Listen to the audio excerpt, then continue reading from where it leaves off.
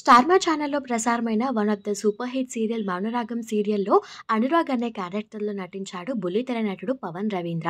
ఆ సీరియల్‌లో అనురాగ్ క్యారెక్టర్‌కి మంచి మార్క్స్ కొట్టేసి, ఆ తరువాత జీ తెలుగులో ప్రసారమైన 'వైదేహి పరిణయం' అనే సీరియల్‌లో మెయిన్ లీడ్‌గా నటించే అవకాశాన్ని దక్కించుకొని నటుడిగా మంచి గుర్తింపు సంపాదించుకున్నాడు. తెలుగులోనే కాకుండా కన్నడలో కూడా చాలా సీరియల్స్‌లో నటిస్తున్నారు పవన్ రవీంద్ర.